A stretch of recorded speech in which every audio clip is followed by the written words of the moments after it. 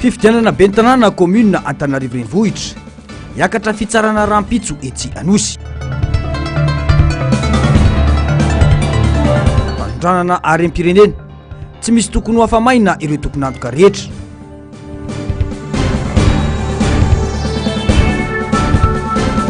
Ady amin'ny kolikoly atomboka amin'ireo trondro vaventy hoy ny ministry ny fitsarana. Manatra ny fiarabana tompoky lahy sy tompoky vavy tonga soa atao anatin'ny fotoanan'ny fampahalalam-baovao eto amin'ny fahitalavitra MBS. Manasa no ampanajana izay anaraka ny fampahalalam-baovao hatramin'ny farany. Rampitso no hiakatra fitsarana etsy amin'ny fitsarana an-tampony Anosy amin'ny rora tolakandro. Ny fitoriana izay nataon'ny kandida Ravalomanana Tojo any Arlala Ramanantsoa noho ny fangatahany mpisolo vava any Arlala Ramanantsoa izay nangataka fanemorana izany ny Zoma lasa teo. Manday indray anefa ny resaka fa mety ho ahemotra amin'ny fotoana tsy voafaritra ity raha rampitsarana ity. Tranga izay tsy tokony isintsony hoy ny mpisolo vava ny kandida Ravalomanana Tojo midika ihany koa fa mety ofisina ambadika amin'ny tsindry sy ny tsy fahamarinana ity tranga ity raha toka tena misy. Manantena arak'izany izy ireo fa izotra araky ny tokony izy ny rampitsarana ho an'ny rampitso. Tato baovao ny Ando Miaratina eo amin'ny sary sindratsariny Tahiriny aina. Tonga ny fotoana isi ny fahamarinana. Tafapetraka teny anivon'ny fitsarana tapony 9 novambra lasa teo ny fitoriana avy amin'ny kandida Ravalomanana Tojo makasika ny valim-pifidianana tamin'ny fifidianana ben'ny tanàna commune Antananarivo renivohitra farany teo. Raha tokony nandeha ny zoma 14 novambra teo ny raharapitsarana dia nahemotra ho amin'ny rampitso 17 novambra izany no ny fangatahany mpisolo vava na Arlala Ramanantsoa. Nametraka fitoriana eo anatrehan'ny Conseil d'État ny kandida Tojo Ravalomanana tamin'ny fahaenina ny volana novambra lasa teo. Tao anatin'izany fitoriana nataon'izany dia napetraka ireo fitakiana maro izay nolavin'ny tribunal administratif tamin'ny ambaratonga voalohany eo anivon'ny fitsarana izany. Rehefa nangataka izany rehefa nametraka izany fitoriana izany izahay dia niatrika ny fotoam-pitsarana ny zoma lasa teo. Ka tao anatin'ny fotoam-pitsarana ny zoma teo dia nangataka report d'audience ny mpisolo vava ny kandida Arlala Ramanantsoa. Neken'ny fitsarana mahefa moa izany demande de report d'audience zany ho fanajana ilay 10 andro apetraky ny lalàna velona ho an'ny défense ametrahana ny mémoirany na ny fekeviny eo anivon'ny fitsarana. Zany hoe voaja zany hatreto les droits de la défense izay nangatahany. Fepetra voalohany ao anatin'izany fitsarana izany. Fepetra faharoa napetraky ny tao amin'ny Conseil d'État manoloana io zavatra io dia hoe tsy hisy renvoi intsony ao aorianan'io renvoi manaraka io satria tsy afaka taritina lavabe izany raha mikakasika ny tanàna Antananarivo izany. Fatatsika ny mahasarobidy ny tanàna Antananarivo dia nataony ny hoe renvoi définitif amin'ny alarobia zany hoe rapitso fa 7 ny volana novambra 2024 ny raharaha amin'ny 2 ora eny amin'ny Cour suprême Anosy. Mandeha indray anefa ny resaka ankehitriny fa ho ahemotra amin'ny fotoana tsy voafaritra ny raharapitsarana. Manoloan'izany nametraka taratasy teny amin'ny filakevim-panjakana na ny Conseil d'État ny mpisolo vava ny kandida Ravalomanana Tojo. Na resiotsiondresaka izahay fa ho ahembotra indray amin'ny fotoana manaraka izay tsy fantatra na renvoi sine die ity fotoam-pitsarana ity ka dia nametraka taratasy eo anivon'ny Conseil d'État ny mpisolo vava ny Andriamatoa Tojo Ravalomanana izay manamafy ny zavatra efa voalazan'ny chambre nandritry ny fotoam-pitsarana hoe tokony renvoi ferme araka ny voalazanareo ny renvoi amin'ny audience rapitso. Zany hoe tokony tsy ahembotra intsony amin'ny fotoana manaraka fanaraka tsara amin'ny lalàna tsinona ny zavatra antranga ary omaly fa 17 ny volana novambra dia tafapetraka soma tsara koa eo anivon'izany fitsarana zany ny fekevitry ny mpisolo vava ny kandida ben'ny tanàna Arlala Ramanantsoa. Nametraka ny mpisolo vava ny kandida Tojo Ravalomanana fa zava-dehibe ho an'ny fiainam-pirenena tokoa ny fanajana io fepitona sy io fotoam-pitsarana izay efa tapaka ho rapitso io satria ny tsy fanajana izay dia mety hoeritreretina fa misy ambadika tsy fantatra na tsindry tsy fantatra eo amin'ny fitsarana izay itsara ny raharaha mihitsy matoka nefa izahay fa endry ny fitsarana ka tsy hanembotra io fotoana intsony ary hiatrika izany fifidianana izany ampitoniana izahay amin'ny fotoana rahampitso. Miantso ny fitsarana ny mpandrindra nasionaly ny Antoko-Tima amoaka ny tena fahamarinana ao anatin'ity raharaha ity. Miantso ny mpikatroka rehetra ihany koa mba hanaraka akaiky sy hanara-maso ny fizotry ny fitsarana. Ary miantso ihany koa ireo mpanara-baovao rehetra mba hiaraka isalahy amin'ny fanaraha-maso ny fandehan'io raharaha-pitsarana io, indrindraindrindra moa ny mpikatroka ato amin'ny antoko izay tokony hanaraka akaiky.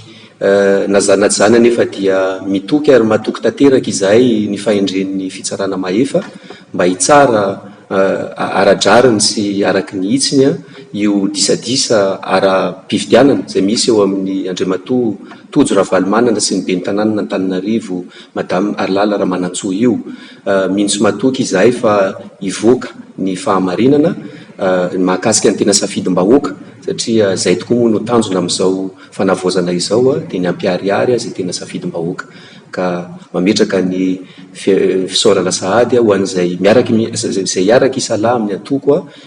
mahakasika ny fanaraha-maso ny raharaha-pitsarana io. Ny baribary ary tsy takona feny ireo trangana tsy fanaran-dalàna tamin'ny fifidianana ben'ny tanàna farany teo teto Antananarivo renivohitra raha tsy teny afa-tsy ny fampiasana olom-panjakana.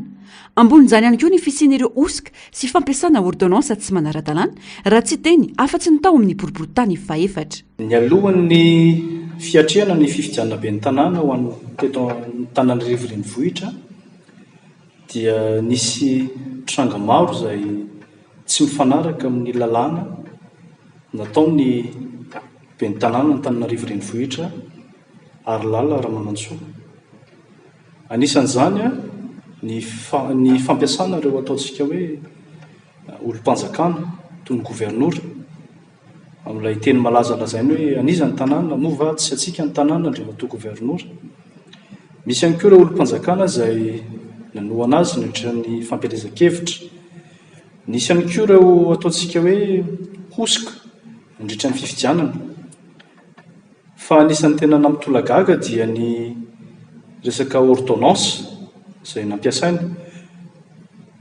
Tao amin'ny boriboritany fahefatra dia 300 no nangataka fa tsy voasoratra narina tao anaty listim-pifidianana. Kanefa rehefa mivoaka ny lisitra dia 1,000 be izao no tao anaty listim-pifidianana. Avaiza izy ireny maro amin'izy ireny no ny fanampiny anarany no anaran'ny reniny ary ny anarany no anaran'ny rainy. Misy tsy misy reny izay zavatra tsy fantatra, mapagaga ary mahatalanjona. Araka izany, rahampitso alarobia 7 Novambra 2022 amin'ny 2 ratolakandro no hiakatra fitsarana eny Anosy ny fitorian'ny kandida Ravalomanana Tojo any Ramanantsoa Arlala izay efa voapirofo fa noterenany laniana tamin'ny fomba tsy ara-dalàna sy tamin'ny alalan'ny fanodikodinana ny safidin'ny vahoaka n'Antananarivo. Mbola eo amin'izay vaovao izay hatrany dia niariary tsy takona fenina toy ny vaiakandrina ny tsy fanaran-dalàna an-tranga nandritra ny fifidianana ho ben'ny tanàna faranteo ho an'ny teto Antananarivo renivohitra. Betsaka ny pirofo voaray mahakasika izany hoy ny mpisolo vava ny kandida Ravalomanana Tojo ka antony nampiakarana ity raharaha ity eny anivo ny fitsarana an-tampony. Andrasan'ny maro ny ity fitsarana rampitso ity satria miantoka betsaka ny hoavin'ny tanàn'Antananarivo sy ny renivohitra Madagasikara. Natao ahitana ny marina amin'ny fifidianana izay natao fa hita fa ho nisy osoka sy tsy fanaran-dalàna ary tsy fanajana fitsipika ny zavatra an-tranga ho hiatrany faneho-kevitra. Ny Antsipriana izay. Betsaka ny tsy fanaran-dalàna an-tranga ny aloha nandritra ary taoriny ny fifidianana ho ben'ny tanàna ho an'ny teto amin'ny commune Antananarivo renivohitra faranteo. Ny alohan'ny androm-pifidianana ohatra dia teo ny olana momba ny listim-pifidianana, teo ny resaka ordonansa izay efa nanaovany antokotoky Madagasikara fitarainana teny anivo ny seny. Ohatr'izao ny ateviny ity zao ny anaran'ny reny tovy amin'ny fanampina anaran'le olona systématique io zany hoe ny anaran'le olona zany nataoko hoe Rarandriamasinoro Tahiriny Irina dia ao anatin'ny rainy a père inconnu dia ny reniny a rina fotsiny zay zany ny anankiray ny faharoa ity indray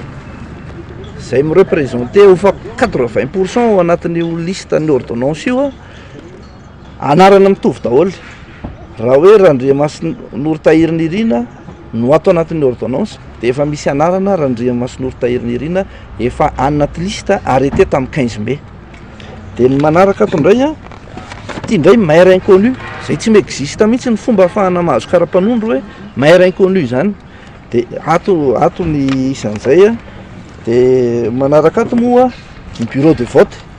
zay nanontaniana teo fa tena mbola tsy nahitana valina mihitsy atao ahoana satria tsisy éclatement na bureau de vote 147 bureau de vote no mihoatra ny 700 ny olona ao anatiny ny akabeazany ndraiky dia amboriboritany faefatra any an'izany a EPP Anosy be a 1050 ny olona ndray ifidy ao zany any amin'ny ouest EPP ouest Ambohijanahary 1050 mitovitovy daholo Anosy Mahavelona 1050 zany a ny akabeazany. Nandritra ny fampelezan-kevitra nilaza ampay be maso ny candidat Irmara fa ny tenany no candidat mpanjakana voararany lalàna anefa izany. Za no candidat mpanjakana, za no candidat orange ary zarety atsika ny tanàna ahoana iza mafy isika mafy tsika rôle atsika ny tanàna atsika ny tanàna sa ahoana gouverneur ahoana député namana anisany tanàna anisany tanàna atsika anisany tanàna. Nandritra ny fampelezan-kevitra ihany dia niditra antsehatra ny mpitondra nizara fanomezana ny lokoina ny lokony antokony fitondrana nanambazana ny mponina Antananarivo. Tsy pokotoky rehefa rehefa nahazo fanomezana avy amin'ny filoham-pirenena. Amin'ilay zavatra tena ilainao andavanandro mihitsy.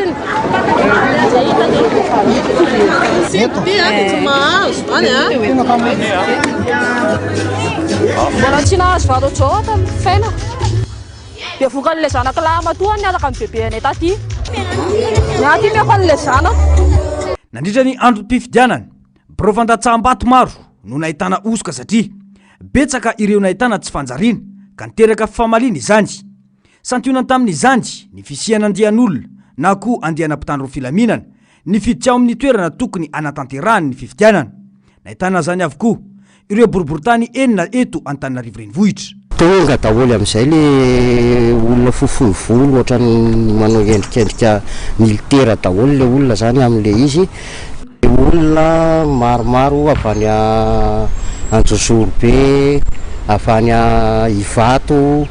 avy any Ambomanga kely, zany no entina mifidy aty. 10 olona zao nefa tonga teto hatramin'izao. Hatramin'izao zany mbola misy foana afaka mijery nareo manara-maso ao anatiny ao avy eo fa mbola mahita foana nareo hoe reto avy le olona. Karapanondro sy kara-pifidianana fotsiny zany nefa menany zareo dia tonga dia tonga zareo dia jerevana amin'le lista additif anankiray dia mifidy zareo satria ao anatin'le lista nefa zareo olona tsy mponina anontaniako ary izy hoe aiza ho aiza eto Ambatobe ny logement anao mipetraka aiza ianao ny faritra an'Ambatobe ary tsy fantany akory nefa izy milaza fa mpanofa trano eto Ambatobe. Manginy fotsiny ordonnance feno sampony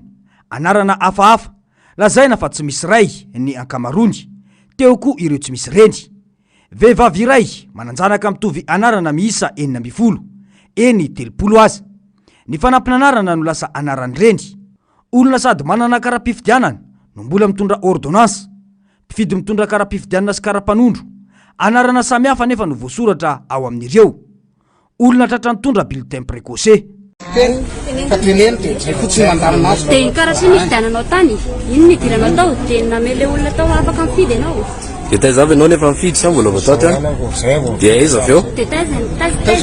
Dia makaiza avy eo sa mbola misy karatra hafa indray koa any dia iny ihany ny any?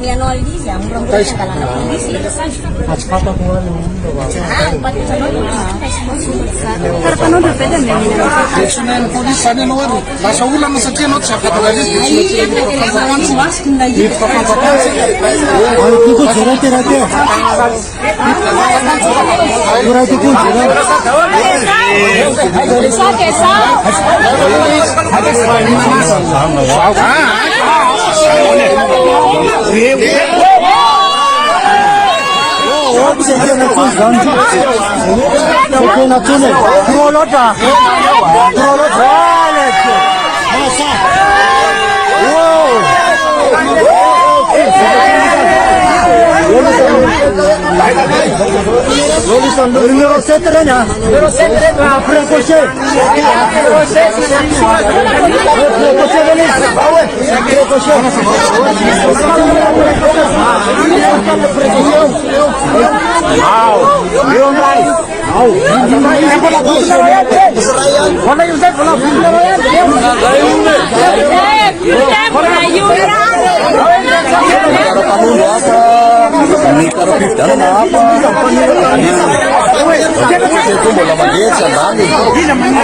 santiona tamin'ireo tsy fanjariana ara-pifidianana anseho nandritra ny fifidianana be ny tanàna teto Antananarivo ireo rehetra ireo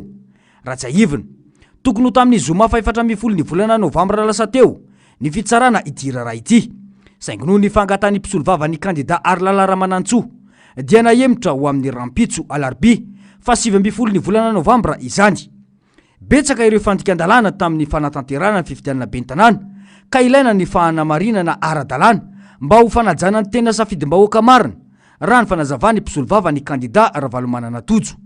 Anisan'ny tena zava-dehibe amin'ny ity raharaha ity ny fitsirian'ny fitsarana fepetra ara-dalàna tamin'ny fanatanterana ny fifidianana na tsy mba ho azo antoka fa ny voka-pifidianana dia mitombona sy manaraka ny lalàna na tsy. Manandanja lehibe amin'ny politika eto an-toerana sy ny fiainam-pirenena ity raharaha ity satria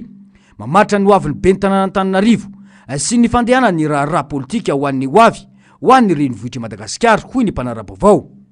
Raha ny vokatra farany avy amin'ny tribonaly administratif dia nambara fa ny kandida Arlala Ramanantsoa no nahazo ny maro anisa tamin'ny fifidianana saingy mbola mijanona ho ady hevitra mandrakandroany izany manoloana ireo osoka maro lafy izay nitranga tamin'ireny fotoam-pifidianana ireny na ny aloha nandritra ary taoriny ny androm-pifidianana. Samy miandry no vokatry ny fitsarana rampitso ny ankamaroan'ny olom-pirenena indrindra fa ny mponina Antananarivo renivohitra izay entanina ho avy eny an-toerana.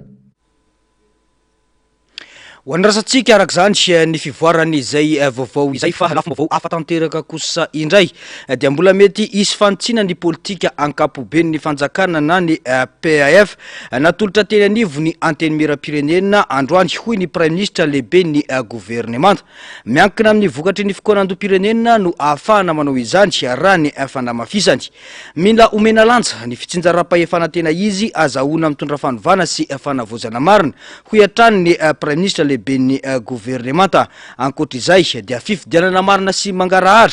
no fototriny demokrasia ka antsoina ny rehetra mba hiara isalaha amin'ny fanatanterana ny fikarakarana fifidianana madio sy azo antoka ary azo itokisana maingy avy amin'ny fikoanandrom-pirenena izay anomanana ihany koa ny zotra makany amin'ny lalam-panondrenana vaovao hoy ny fanazavany. Narisiskarazafy sy mbola avatsara no mitondra ny antsipriam-baovao.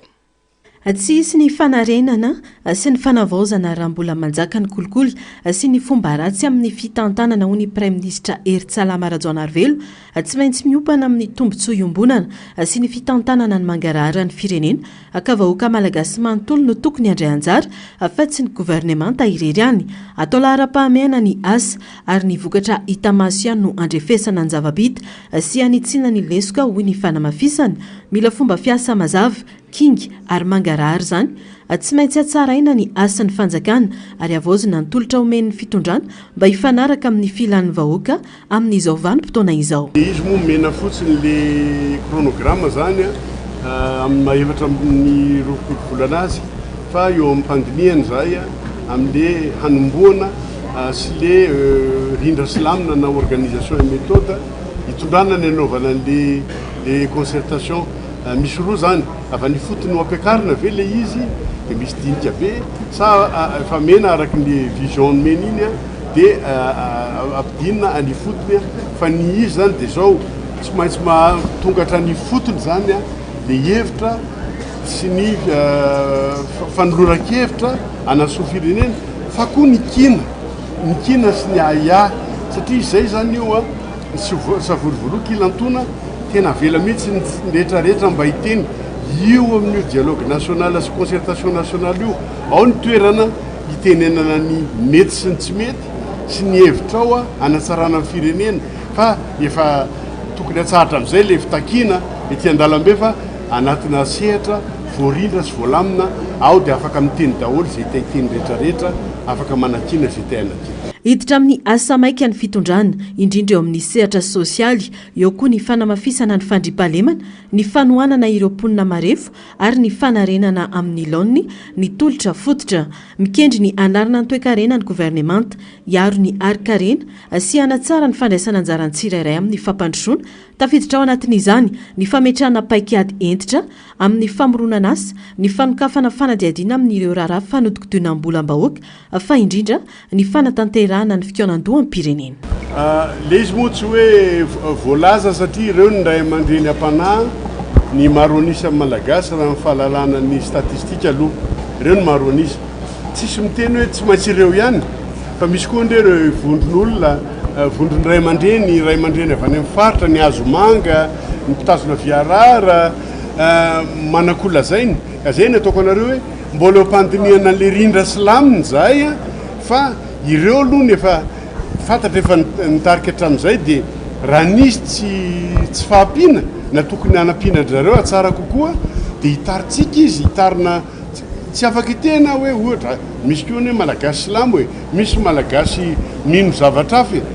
manamaizy azy tokony hanaja finoany tsirairay anaja ny tsy finoany tsirairay koa tsy maninona zany dia zay no eritreretina hoe mbola anatin'ny dinika dia zay mahatonga hoe ozy nareo rovina izy io nanomboka dia mbola anatin'le fandrafetana an'le rindra silamina zay ary mandray an'le hevitra tahaka izany tsy hoe tsy misy vola ny fanjakana fasahirana arabola hoy ny fanamafisany lehiben'ny gouvernemanta izay nanamafy fa tsy maintsy napetraka ny volavolany teti-bolam-panjakana 420 mba tsy hatapaka amin'ny famatsim-bola avy amin'ireo mpamatsy vola iraisampirenena no mafisiny fa tsy afaka hiala vetrany amin'ny famatsim-bola iraisampirenena i Madagasikara satria voafatitra ny fifanarahana tany aloha. Ny fikonan-doha amin'ny pirenena kosa no hamaritra ny fitohizany na tsy an'io fianginan-doha amin'ny famatsim-bola io raha ny fanazavana no meny hatrany. Ny milaza hoe tsy misy vola sahirana mambola zay ngamba no izy fa tsy hoe tsisy vola ary zay no tsy azon'ny besy maro tamin'ny nametrahana le loi de finance iny tsika ne mifanaraka amin'ny iraisam-pirenena zany hoe sous programme misy programme iarahantsika amin'ny FMI fantatsika ny toeran'ny FMI eo amin'ny sehatra iraisam-pirenena fa raha FMI no manidy le robinet dia zay vao tena tsisy fa tsy maintsy napetraka le loi de finance mba tsisy rupture zany hoe continuum budgétaire zay zavatra important be dia azafady fa lasa manao resaka teknika dia lasa miteny vazaha fa sarotra be matika sy teny gasy fa mba niezaka ihany ateo dia ino moa dia natao aloha le loi de finance iny raha ny tena izy zany tokony le PGE sy le PMMO no nandeha aloha loi de finance fa misy an'le délai constitutionnel misokatra ny assemblée nationale mizaokatra amin'izao dia manajanina ianao dia apetraka mba hisiny le continuité budgétaire. Natolotra androany teny anivony antenueran'ny pirenena ny politika kapoben'ny fanjakana mandritra ny 420 volana hiatrehana ny fanavaozana ny repoblika fantatra fa atao ao anatin'ny embolana voalohany ny fikonan-doha amin'ny pirenena sy ny fifampidiniana ifotony izay ahafahana mametraka viana sy lalana arahina ho tanterahana eo anelanela ny volana 17 sy 15 kosa ny latsabato anavaozana ny lalam-pandrenana ary eo anelanela ny volana 15 hatramin'ny 19 ny fifidianana filoha amin'ny pirenena. Mbola eo amin'izay vaovao izay hatrany mbola mampametra-panontaniana ny loharanom-bola entina manatanteraka ny politika ankapoben'ny fanjakana sy ny fikonan-doha-pirenena hoy ny solombavambahoaka taoriny ny fanoloran'ny gouvernemanta ny tetiandro momba ny PAF teny anivo ny anteny mera-pirenena androanio. Ny fantoka tamin'ny fanovana sy ny lalana makany amin'ny fifidianana madio sy mangarahara ny politika ankapobeny sy ho an'ny fanjakana. Andrasana amin'ity herinandro ity ihany koa koa ny volavolana teti-bola 4 izay atolotry ny ministry ny vola sy ny toekarena narsisy karazafy sy mbola avatsara atrany no mitatitra ny antsipriany izay vaovao izay. Araky ny lalàna dia tsy maintsy nanolotra ny politika ankapobeny ny fanjakana ao anatin'ny 30 andro aorian'ny fanendrena azy ny Prime Ministre teboka tsara ho azy araka izany ny fametrahany drafitra mazava sy ny tety-andro entina manatanteraka ny politika ankapobeny ny fanjakana izay kendrena hitondrana ny fanovana sy ny fanavaozana eto amin'ny firenena. Na izany azy nambaran'isy olom-bavam-bahoaka navaradrano afa mbola mampametra-panontaniana ny loharanom-bola sy ny teti-bola entina anatanterahana ity drafitra sy tety-andro napetraka ity. Ilaina ihany koa ny fanovana tanteraka ny lalam-pandrenana aorian'ny fikaonan-doham-pirenena raha ny fanazavany an-trano. Ny ministera rehetra na ny departemanta rehetra voakasika izany ny raharaham-pirenena fa ny mahafaly aloha izany raha ho ana manokana dia efa vita ny tety-andro hitantanana ny filohan'ny fanavaozana ny Republikan'i Madagasikara izay zavatra mbola tsy nisy hoe etoma ka hatramin'ny etontsika manao an'izao, etontsika manao an'izao, etontsika manao an'izao, izay zavatra mahavelom-bola satria efa misy drafitra izany arahana mahakasika ny vitantanana. Ohatra raha tsy resaka fotsiny azao fa hoe efa voarindra sy vao vita matipaika mihitsy hoe eto mikarakara lalam-pifidianantsika, etontsika manao fifidianana, etontsika manao ny fidirana amin'ny 5e République satria anisan'ny teny nomena Andriamatoa filoham-panjakana ny hoe hidirana amin'ny 5e République ary raro loatra izany satria izay le fanovana rafitra takiny ny teny an-toerana fa ny fanontaniana mipetraka dia hoe aiza izany ny tena financement hoentina anatanterahana ny PGE izay le nitakin'ny tena tanàna teny amin'ny fotony le hoe ny fanovana ary izay indrindra no mahatonga n'le hoe filohan'ny fanovana ny Republikan'i Madagasikara. Tsisy fanovana sy lalana iray ahafahana miroso makany amin'ny fifidianana madio sy mangarary raha tsy misy fikaonan-doham-pirenena ho kosa ireo solom-bavam-bahoaka avy eo anivo ny fanoherana. Misy teboka maromaro tao izay ataoko hoe tokony hitondrantsika na amin'ny fanavaozana araky ny tenin'ny Andriamatoa Prime Ministre fa ny anay moa dia tokony hitondrantsika any amin'ny fiverenana any amin'ny ordre constitutionnel ny zava-dehibe indrindra ny fiverenana any amin'ny fifidianana amin'ny fotoana mampiditra an'izany sy amin'ny fotoana izay efa napetraka hoe anaovana izay fifidianana izay fa ny fikaonan-doham-pirenena zao ny zava-dehibe indrindra aloha no anay. Ny fantoka tanteraka tamin'ny politika ny fanovana ny politika ankapobeny ny fanjakana natolotry ny Prime Ministre androany ho kosa ny solom-bavam-bahoaka ny Kiala Mavony fifidianana lalam-pandrenana no ilaina fa tsy fitsapahakevim-bahoaka tsy tokony ny fifidianana filoham-pirenena no alefa mialoha fa ny fifidianana sefokotany ho hiatran'ny fanehoan-kevitra. Tsy dia mampisy lanjany amin'ny olo mbo fidy gasy le hoe fifidianana filohan'ny Republika no atao aloha fa lasa tratin'le ombre le aloko le président ny fifidianana sisa tsy dia le tena le personnalité n'le olona tokony ho député ny lasa député na le personnalité n'le olo tena tokony ho lany maire ka ny fanotsiana lehibe eritreretiny olona dia hoe avy any ambany ray no atao aloha fokotany commune dia miakatra dia aty amin'ny président de république mety possible koa ne ny olona raha ny fahitako ny tandasy ny olona tsy dia hanandanja firy-tsony ny filohan'ny république satria tsy dia tena décentralisation classique mahazatra io ane ny tena eritreretiny olona fa tena hoe fanafoanana an'le fivangongom-pahefana mihitsy sy le na eo amina olona tokana na eo aty amin'ny central. Tazan'androany fa saingy tonga nanatrika ity fanolorana ny politika ankapobeny fanjakana ity avokoa ireo solom-bavam-bahoaka raha toka tsy dia feno ny seza omaly nanomboka tamin'ny 10 rakatroka ny fanolorana ny politika ankapobeny fanjakana tetỳ an-toerana tonga nanotrina izany ihany koa ny akamaroan'ny ministra mandrafitra ny gouvernement Rajoanarvelo raha ny fantatra dia amin'ity herinandro ity ihany koa no hanoloran'ny ministra ny fitantanam-bola sy ny toe-karena ny volavola ny teti-bola-panjakana taona 2024. Vao makasika ny ady amin'ny kolokolo kosa indray dia nanamafy ny ady amin'ny kolokolo ny fitondram-panjakana. Tsy mora ny manatanteraka izany ka mila ezaka avy amin'ny rehetra hoy ny mpitahiry ny fitomboka se panjakana tamin'ity androany ity. Nanamafy ihany koa ny tenany fa nisy ny herisetra nandritra ny fisamborana any Rina Rakotomanga. Ankoatra izay dia nambarany fa mbola tsy afaka averina eto Tanindrazana ny mpandrarama amin'ny Ravatomanga raha tsy vita ny fanadihadiana ara-pitsarana atao azy aty amin'ny Anosy Maurice. Karazafy sy mbola avatsara trany no mitatitra ny antsipriany izay. Tsy azo mena faveur ireo voafonja atahorana isetrasetra hoy ny minisitra ny fitsarana raha ny vaovao nanohitra ny mpitandro ny filaminana nandritra ny fisamborana azy Rina Rakotomanga avokany nisy ny mpitandro ny filaminana voakaikitra sy naratra. Dia ho an'ny olona sasany izay atahorana itsoka sy ratsy fitondran-tena dia tsy mahazo omena faveur any amin'ny fonja fa sao dia hitsoka na sao dia animba zavatra. Tsara marihana fa musclé ny fisamborana ny Rina Rakotomanga satria tena nanohitra ny mpitandro filaminana izay sambotra anazy izy ary nisy naratra voakaikitra tamin'ireo mpitandro filaminana izay sambotra anazy izany hoe potentiellement violente izany. Dia tsy azo apetraka amin'ny toerana mety hoe afany manao zany violence izany. Dia ny SMMC sy ny dossier hafa izay mety hanenjena anazy amin'ny attribution de marché par favoritisme sy ny abus de fonction izay natao.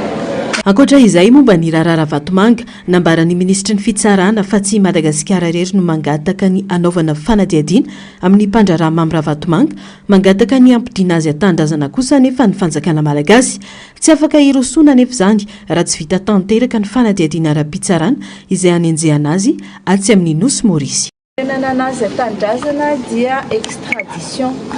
Ny extradition dia aorianany condamnation. Ny enquête mandeha alohan'ny condamnation dia mbola mandeha aloha izany ny enquête rehetrarehetra ny instruction ary tsy isika rery no mila anazy atao instruction na atao enquête dikan'izay tsy mbola afaka hoe to dia andeha aty izy fa ao anatin'le processus ataontsika processus fanaovana fanadihadiana le procès pénal mihitsy izay extradition zay fa amin'ny farany mitovy amin'ny confiscation sy ny famerenam-bola ihany. Dia rehefa firenena maromaro araka ny teneniko no mitory azy ihany koa fa tsy isika rery dia rehefa vita daholo ny fanadihadian'ny olona rehetrarehetra dia afaka mangataka amin'izay Madagasikara hoe etaty amin'izay fa tsika rery aloha izao no nangataka extradition fa ny sasany nandefa olona manao enquête sur place. Angom-baovao azo fa misy fitaovam-piadiana sy vola entina nakorontanana firenena ao amin'ny olona fahafantarana fa nanotokotom-bola mpanjakana sy nanao tantely afadrakotra ny harem-pirenena ireo no antony fisavana trano na ny perquisition tamina olo-mpanjakana raha ny fanazavana nomeny ny mpitahiry ny fitomboka se mpanjakana trano. Ny zavatra rehetra azo amin'ny perquisition dia mandeha any amin'ny toerana isan-karazany fitazomana ny atao hoe pièce à conviction na io vola dia any amin'ny caisse de dépôt et de consignation na io volamena dia any amin'ny banque centrale na ny vato dia any amin'ny banque centrale samba tsy vadika vy ohatran'le volamena tao amin'ny birao an'ny ministère mine na io pièce à conviction eny amin'ny fitsarana. Anarana PDB tsika zao dia mbola eo anatin'le hoe informateur dia mbola raha tsy ananana iny torovo tsy afaka hiteny hoe ihany fa ny fantatra aloha izany dia mpitondra teo aloha. Manomboka sy manamafy ny ady amin'ny kolikoly ny fitondram-panjakana amin'izao fotoana raha ny fanamafisana trany ary manomboka any amin'ny trondro vaventy ny fanadihadiana raha ny fanazavana. Malaza anjakan'ny kolikoly ny sehatra ny fitsarana eto Madagasikara ka noho izany efa nomena toromarika ireo mpitsara rehetra anatsahatra ny kolikoly ho hiatran'ny fanamafisana. Fa mila ampiarina mazava eto amin'ny firenena atao anatin'izao fanavozana izao ny lalàna entitra manasazy ireo mihevitra ny tena ny Otsimato Manota eto amin'ny firenena. Mbola matanjaka sy manjaka ny gaboraraka sy ny kolikoly ary ny fanamparam-pahefana matoa misy ireo tokony isazy kanefa nivoaka ny fonja. Tranga iray ny raharaha fanondranana sokatra na voapanga ny solombavambahoaka ny soavinandrina hoy ny fanehoan-kevitra. Tato-baovao ny Ando Miaratina eo amin'ny sary Sindratsariny tahiry. nanaitra ny maro ny fahitana ny solombavam-bahoaka ny soavinandrina ny voaka ny vonja kanefa tokony mbola mitasa azy foltaona antranomaizina ny tenany vokatry ny fanondrana rem-pirenena nakana vola ny fianakaviana ho tambiny fivoahany ho isan'ireo misitraka ny antsoina hoe gadra politika ka afaka avy any am-ponjy iromeo raha manatanana raha ny loharany vaovao tranga izay tsy azo ekena ho ny mpisehatra momba ny tontolo iainana manaprofo ny zava-misy fa mbola manjaka ny gabraraka eto Madagasikara ady izay ombona ny malagasy ny ampitsarana ny fitohizan'izany raha te hametraka ny asy ny mpitondra fanjakana tsy gadra politika no mangalatra arem-pirenena zany sokatra ka izay namoaka azy tao tokony olo namoaka metsoray dia efa mpanao an'izao ihany koa zany mangalatra sokatra ambe dia resaka gadra politika ka dia zay zahay dia ampatsiafoana hoe aizy ny raha fangalarina sokatra aizy ny raha misy limurien misy baobaba arem-pirenena mampiavaka amin'ny Madagasikara daholo zany nino fa tonga ny apolitiofy ary fantatry ministry ny fitsarana tsara zao zava-misy zao fa tsy tokony misy olona tsy maty manoty zany fitohizana gaboraraka anisan'ny mafaniriny olona mba hatsatra am'izay ka matole izy mbola misaky manao an'izany dia mbola tsy voasakana zany le gaboraraka dia aoka re mba tsy ho diso fanantenana ny olona miandrana fiovanany io fa tsisy fiovana kory tsy misy maholom-boafidy ny fanenjana mikasika ny fitrandrahana na fanondranana ntsokosoko ny arem-pirenena tokony tsy hipetraka ho ady hevitra araka izany ny fanarana ny didina avoakan'ny fitsarana makasika izany tsy misy fanovanan-tenaina eto amin'ny firenena raha ireo tokony hampiatra ny lalàna sy ho modely ho an'ny vahoaka no mampiseho fietsika mamoetra tahaka izao ny filohany gerpa sazy entitra indrindra no sahaza ny meloka rehetra amin'ny tiraraha ity ka iantsoa ny fitsarana malagasy hijoro amin'ny maizy azy ary eto tsy olotsotra manao anisy fa solombavam-bahoaka solombavam-bahoaka zany olona manao lalàna tokony haro ny lalàna tokony hampiatra ny lalàna kanefa dia ao anatina olona tokony atao modely no ahitana zavatra hoe sokatra any aminao dia iza no atenainao zany iza ny eritreritra hoe ho anaja lalàna eto Madagasikara noho izany tena amin'ny mahasolombavam-bahoaka azy koa dia tokony hoenjana farany tapony ny sazy miandry ny olona manondrana arem-pirenena ohatran'ireny ary zay ny no tena tetako hoe hiatsoko mihitsy ny tompony andraikitra ny fitsarana satria fiovana ny taikitsika zao fiovana ary ny amo ampiko foana hoe fiovana ho amin'ny fanatsarana satria le fiovana mety amin'ny zavatra ratsy ka ho an'ny fanatsarana zany midika zany zay zavatra fa mila fitsarana etitra ary tsy misangy fa fambaraka ho an'ny soavinandrina ny zava-misy ho ny mponina ny antoerana isan'ny mampiakatra ny tany kolokolo eto amintsika ny fisiana olona ambony tratra amin'ny fanondranana tsokosoko manimba ny androm-panjakana sy ny sata mahademokratika fotoana izao ametrahana ny tandotandalàna ho ian'ny faneho-kevitra mila fitsarana tsy mitanila miady amin'ny kolikoly ary ampanjaka ny famarinana ny raharaha izany raha teo no antom-pisiany fanovana ankehitriny ho ny fanazavany na izany na tsy izany matsiary tena hokamboty ny mponiny soavinandrena itasy maloana ity tranga ity tsy manana solombavam-bahoaka hitondra ny etaeta sy ny feony vahoaka miainginy fotony ka mitaky ny fandraisana ndraikitry ny manam-pahefana ho amin'izany hijery manokana azy ireo ka raha itsika indray ny ravaravitanana amin'ny zavatra anankiray ohatran'io dia tena tsy ho tonga any amin'ny tanjona izay voizina amin'ny fanavoizana ny tiana ho atao amin'izao fotoana izao ka dia raha ny tokony ho izy zany karohana daholo ny tompona andraikitra manodidina n'io zavatra io maninona raha misy namany eo tavela ao manizy ny lasa zavatra ohatr'izany zany mampieritreritra daholo ka dia makahery antsika voaka ny soavinandrina mialatsiny raha vahako manokana satria kamboty izahay izao voaka ny soavinandrina tsy misy solombavam-bahoaka ka dia amoa zany lalàna manan-kery miantso ny fitonana amin'izao fotoana izao hoe jery akaiky momba n'io zavatra io satria tokony nisy solombavam-bahoaka ny distrikany soavinandrina solombavam-bahoaka vao azo toerana tamin'ny taona 2024 lasa teo i Romeo Christophe Ramanantanana nirotsaka tamin'ny anarany manokana atao soavinandrina ny tenany izany hoe kandida maleo tena raha tsy ahivina ny aliny 20 desambra 2024 lasa teo no natratrarana sokatra misa 2.1 tao anaty valisy tanatin'ny fiaranetiny teny morondava Ambohibao Antehiroka nisy olona mampiayay tratry ny zandary mpanao fisafona ny fanolotra valisy tao anatina fiara anankiroa rehefa nisavaina ny fiara dia natrarana sokatra mbola velona tao anaty valizy ny 17 aprilo nivoaka ny didy nalomero io tomponantoka rehetra nahazo sazy miatra tranomaizana 10 taona sy lamandy 80 tapitrisa ariary ny roa tamin'ireo voaroroy ka nisan'izany député Romeo ireo ambony kosa dia nahazo sazy 1 taona an-tranomaizina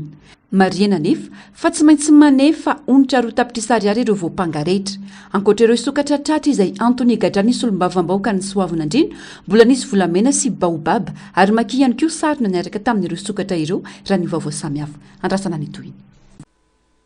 Fa iverina vetivety eny anivony anteny miram-pirenena isika ao anatin'ity vaovao manaraka ity. Araka lalam-pandrenona sy ny andraikitra napetraky ny vahoaka amin'ny resolombavambahoaka dia manana fahefana feno. Ny anteny miram-pirenena iantsony sy antany ny ministra momba ireo olana lehibe iaina ny firenena sy ny vahaolana tokony horaisiny gouvernemanta. Nanomboka omaly tolakandro no niatrika ireo resolombavambahoaka notakina vinanasa sy asa mandeha eo anivony ministera enina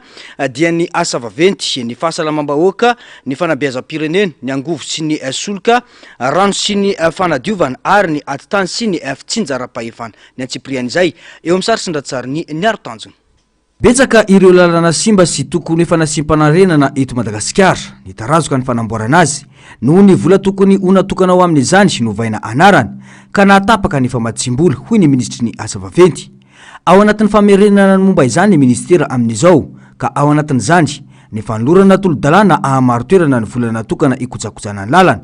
eo anatrehan'ny zavamisy tsy maintsy misy ny asa maika ho fitsinjovana fotoam-pahavaratra izay anampitrotraka ny fahasimban-dalana eto amintsika hoy ny ministry ny asa vaventy. Efa raso izy izateny lalana dia tsy maintsy maro ny lalana atahorana ho tapaky ka melohan'ny farany taona izay fotoana andalovan'ny rivodoza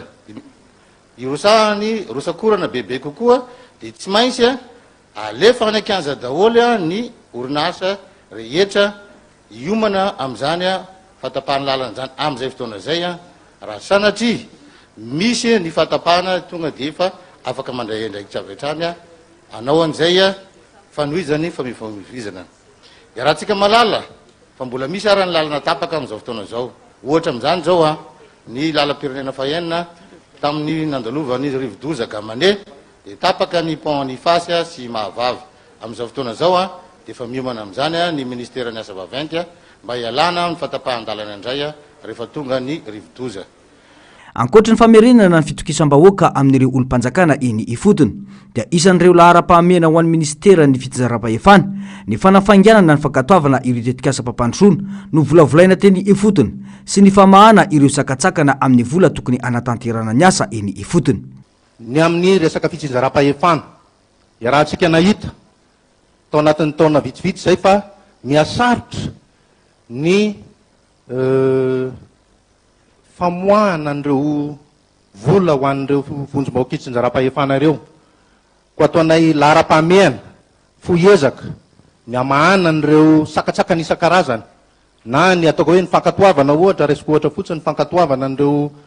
programme d'emploi zay fatatsika tamin'ny teo aloha fa raha ny any amin'ny faritra sy ny any amin'ny communenareo dia tany amin'ny fiadidinan'ny repoblika mihitsy no mivalide an'izany zay vao azo tanterahana fa be da be ireo zavatra ataoko hoe loharam-bola ny collectivité ny vonjom-bahoaka fitsinjaram-pahefana no lasa manano sarotra ho azy ireo ny mampiasa an'izany ankalalahana nefa ny ataoko hoe foto-kevitra fototry ny décentralisation dia zay fahaleovatena n'ireo vonjom-bahoaka fitsinjaram-pahefana amin'ny fitantanany ny raharahana.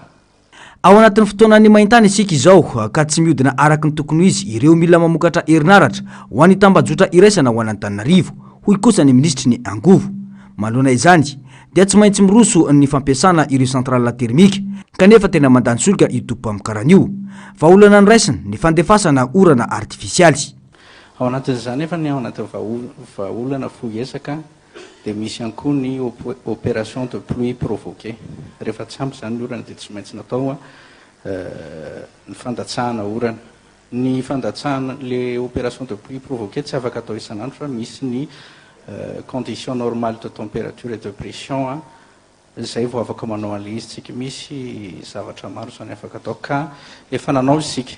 ary mbola ao anao amin'ity herinandro ity zany indrindra ho an'ny rapitso sy ravakapiso ahafahana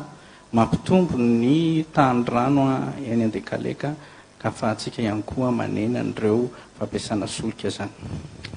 dia ny fanafarana an'ireo groupe électrogène izay mitenentina izay manana puissance nominale zany na 16 mégawatt. Reo groupe reo koa dia tsy vahaolana permanent fa vahaolana mandrapatonga ny fotoana ny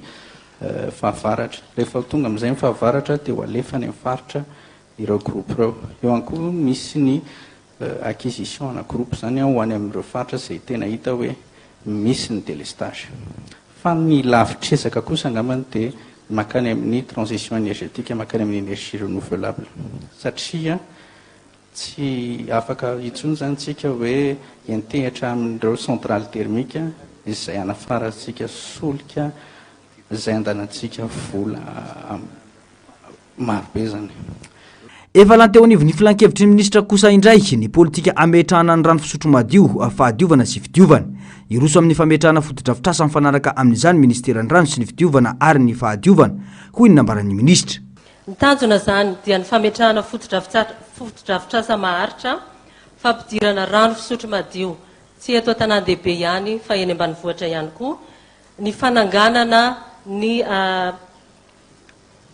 rafitra manara-penitra ary ihany koa manaraka ny tokony ho izy, satria napetraka ary ho apetraka eo anivon'ny départementa izay hotantanany tenanay ny fitsiriana na ny cellule de suivi et accélération izay mbola tsy nisy teo amin'ny département, ahafahana mijery ireo asa rehetra mbola tavela, ahafahana mandeha manafaingana ny fananganam-pandeha amin'ny fanatanterahana ny asa. Ny famelomana indray ny tolotra tena ilaina mba hiantoana ny zo fototra ary ny fanomezana lanja ho an'ny olombelona ho fototsy ny fampandrosoana no politika apetraka ny ministera ny fahasalamam-bahoaka raha ny fanazavana. Fahazoana, fitsaboana, tsara kalitao sy aradrarina, ny fisoroana ny aretina, ny fanamafisana ny fotodrafitrasa ara-pahasalamana manerana ny faritra rehetra, ary ny fahazoana sy fanatanterahana fitaovana, ny fanavozana ny fotodrafitrasa eny amin'ny hopitaly, ny fampiarana ny fanomezana tolotra ara-pahasalamana ho an'ny daolobe, efa misy ny drafitrasa entina anatanteraka ny laram-pamena ireo.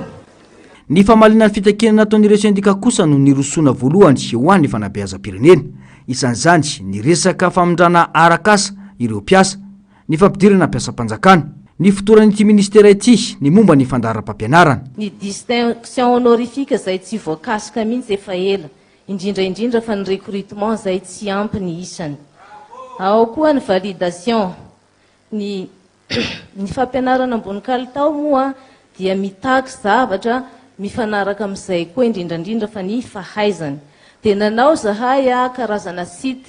ahafana mapiditra ny critère de recrutement, ohatra zao ny draine efa napetraka ao hoe olona manahoana ny tokony hanao draine, tahak'izay koa ny Cisco. Dia miasa anatin'izay zay ka ny draine manokana dia tsindriko hoe manao plan d'action izy rehefa voatendry dia 6 mois izy jerena koa ny capacité ny afaka anao an'izay draine zay. Raha ohatra ka hita fa tsy mandeha ny asa dia tsy maintsy soloana.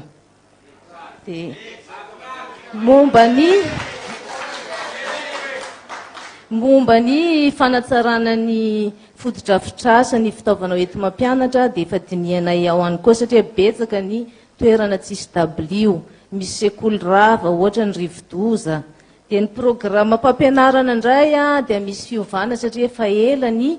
programme scolaire atsika izay tsy mifanaraka amin'ny toetrandro ankehitriny, indrindraindrindra koa ampiana exemple amin'ny région,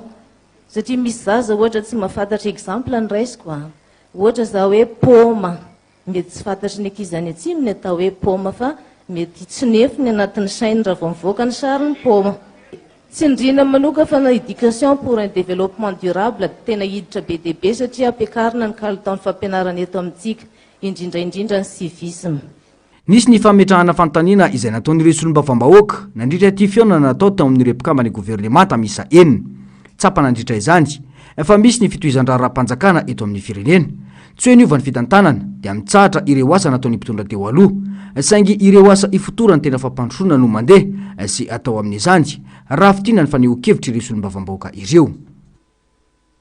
Lafomba vao afatanteraka kosa indray anome lazaratsy ho an'ny mpikaroka malagasy sy ny asam-pikaroana ataony ny fisina sy ny fampiasana diplôma osoka hoy ny filohan'ny GRP professeur Jonara Simbajafy androany.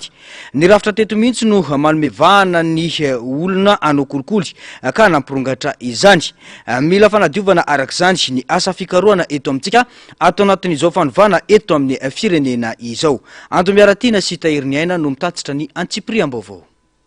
Mila diovina ny tontolon'ny asa fikaroana ara-tsiansa eto Madagasikara manoloana ny firongatry ny diplôma osoka tato ato.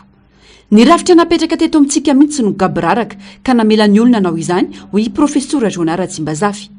Maro be raka izany ireo olona tsy manana ny fahaizana akory kanefa tafiditra ho isan'ireo mpampianatra pikaroka eto amintsika. Antanina mipetraka dia zao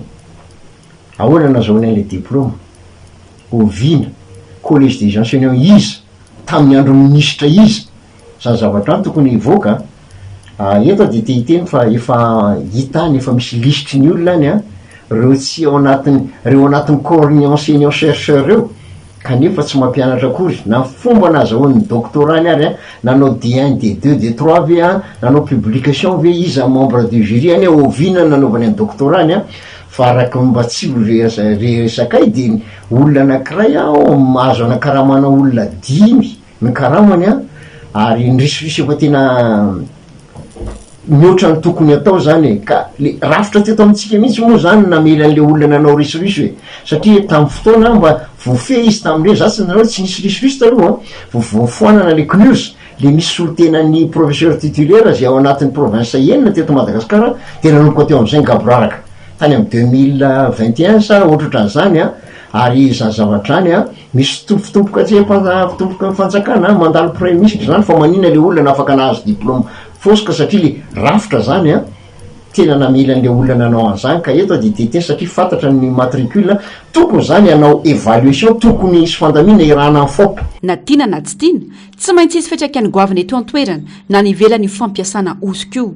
anome lazaratsy ny mpikaroka malagasy sy ny asa mpikaroana zany. Maty le firenena ina moa ny tanjo zany raha eto amintsika ihany moa mampiasa fampiasa diplôma kaninona fa manjary mamela lazaratsy ny mpikaroka malagasy sy ny diplôma malagasy ka tsy hoeken'ny olo antsony ohatrany tamin'iny tadidiko tsara tamin'iny passeport tamin'iny permis biométrique iny mitetony nanao ny atao ny olona tsy malala nampandaovina vola fantatra fa permis biométrique foska le izy tonga ny frantsay dia naka mesure hoe tsy manaiky tsony ny permis malagasy fa zay tonga rehetra tsy maintsy mbola mianatra teo koa tsy maintsy mbola manao fanadinana vokatra ny sasany nefa manao ny ataony dia kara manao ataony dia saka mivoatabatrambo ka izany zavatra any zany anadio ministère ny fikaroana ara-tsiansa ary tsy ministère io fa na any ministère ny fambolena sy fiompiana agriculture misy any ny faux diplôme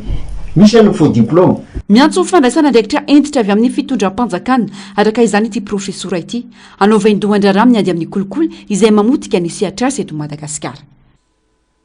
Toy ny Rara Miguel kosa izay zazalahy kely novonoina tamin'ny fomba feno abibina tetsy Tsimbazaza dia atao famitorana eny amin'ny sapan-draharaha amsana ny eloka bevava eo anivon'ny polisy pirenena ny renikely ny Miguel zazalahy kely 9 taona novonoina tamin'ny fomba feno abibina ny farany herinandro teo iny raha ny vaovao betsaka ireo olona atao famitorana makasika ity raharaha ity mbola anatin'ny fanadiadina tanteraka amin'izao fotoana izao ka tsy afaka amaritana ny nameloka na tsy meloka ny renikely ny Miguel hoy ny reniteraka any Miguel amin'ity raharaha ity Narcisse Karazafy sy mbola avatsara no mitondra ny Antsipriana izay. Ny sampana fikaroana eloka bevava no nandray antanana ny fanadiadina mikasika ny raharaha nafaty any Miguel zazalahy kely 9 taona nisy namono tamin'ny fomba feno abibina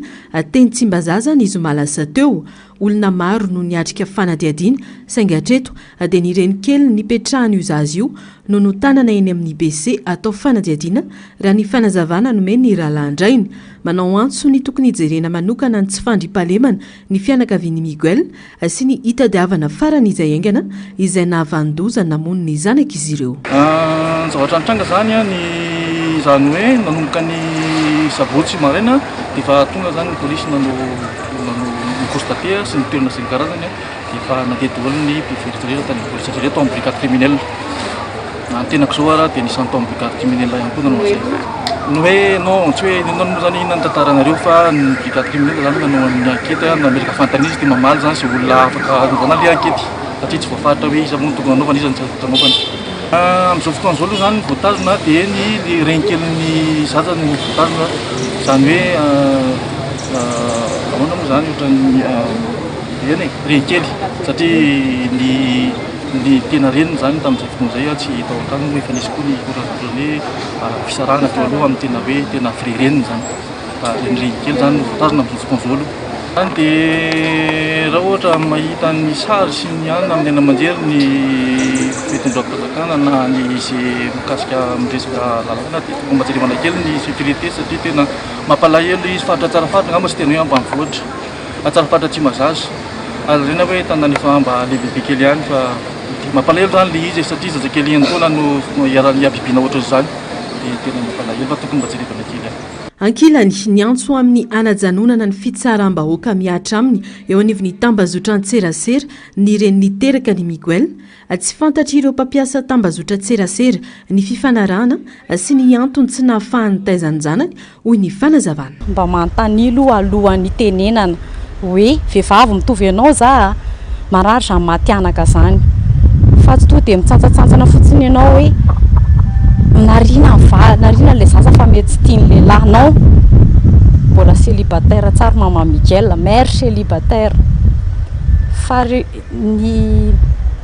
trano efitra telo i trano io ambony rina ny bebe any zaza nitazina ny zanako ny efitra ray ampovoany rina nipetrahany vadiko ary ny efitra ray afarany ambony petrahany vadiko mipetraka ao fa ny aty ampitany ny anabavo ny vadiko mipetraka ao dia i Miguel sy Joanna zanako tsy mipetraka amin'ireo fa mipetraka amin'ny bebeany. Voalohany za tsy mipetraka eto tsy dia mipetraka eto ahako mandeha mitety faritany mandeha manao ny asako moa zany interprète mitondra an'ireny sinoa ireny mividy vato mividy zavatra ohatra ireny izay dia ahoana ny fomba ahoana no mipetrahany zanako amiko. Noho ny fihetsika nataony renkeliny no antony anaovana fanadiadiana azy raha ny fanazavana nomeny ireny niteraka ny Miguel izay nanamafy fa ny sary ny paritaka na tambazotra no atao fanadiadiana ny anivon'ny sampana fikarohana eloka behivavy. Fa zanga mety tsy tonona anarana aloha momba ny vehivavy iny fa zay na tonga ny vehivavy iny mipiblien'olona sary sady nandefa ny vidéo iny zareo raha nahitanareo dia izay le zava-nisy tao ataovy aminareo kosa ny toerana hoe ry ren'le zaza dia fianakaviana namany zanako daholo ny olona eo amin'ny tanàna eo na kely na lehibe satria Miguel olona tena tsotra kely izy tsotra izy sady be tsikitsika no be fandeferana kely ananany daholo izany fitiavana tena ananany zanako io nefa nagagana hoe manina natao tany aminazy le lonilony fa nanina tsy natao taty aminay ray aman-dreny raha nisy le izy efa nametraka fitoriny izay azay koa efa fa anatin'ny mikaroka ny navandoza izay tsy maintsy mikaroka izay manao ny asany koa izay amaray aman-dreniny ny polisy koa manao ny asany surtout za reniny za tsy manaiky an'izao zany. Omaly no natao autopsie Miguel raha mpitsy kosa no alevina tsantoka tsy dimy atao amin'ny atony sy tao amin'ny lohany no nahafaty azy tao anaty tatatra fivarinan-drano maloto no nahitan'ny fokon'olona ny vatany Miguel izay mbola nafana ny zoma ifosabotsy nentina tany amin'ny hôpitaly ilay zaza kanjo tsy avitra intsony ny ainy. Fa mironona manao taxi moto avokoa ireo manana kodiaran-droa ankehitriny ka mahatonga gabraraka eo amin'ny tisy pitaterana ity.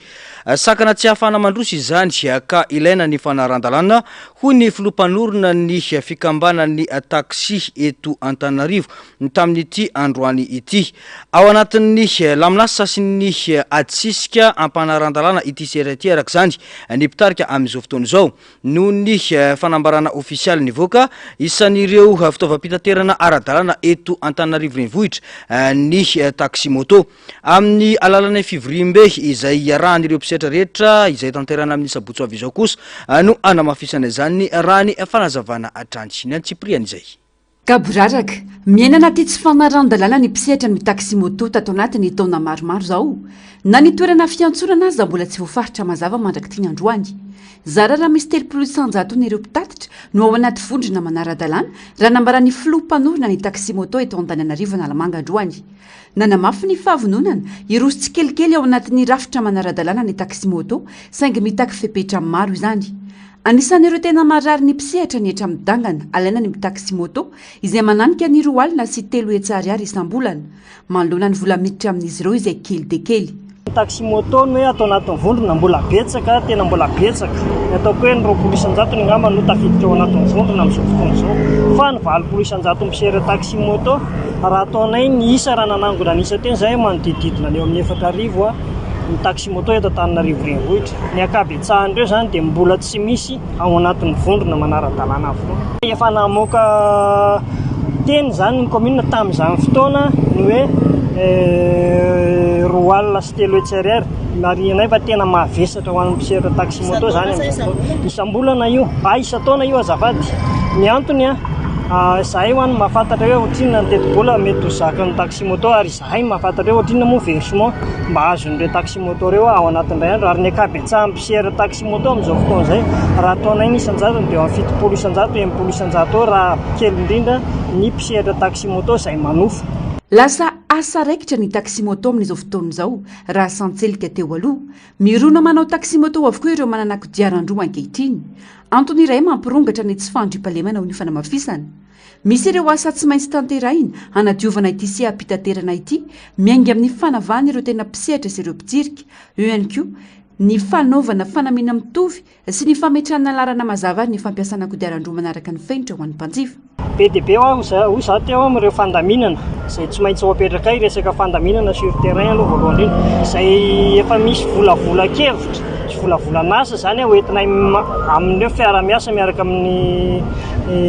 fitsinjaram-panefana eto amin'ny tany sy ny fanjakana zany ohatra hoe polisy pirenena ny ato amin'ny commune Antananarivo renivohitra ny eo ihany koa ny ao ministera zany izay entinay hanatsarana an'izay asa izay mba elana sy azahoan'ireo mpisehatra taximoto tena hoe mpisehatra taximoto mahazo tombony amin'ny asan'ny taximoto fa tsy ireo mpijirika na hoe ireo mpitsaingitsainga fotsiny ngamba ny tenenanay olona avy miasa dia ndao hanao asan'ny taximoto ao anatin'ireny ihany koa nefa ny tena betsaka ny hoe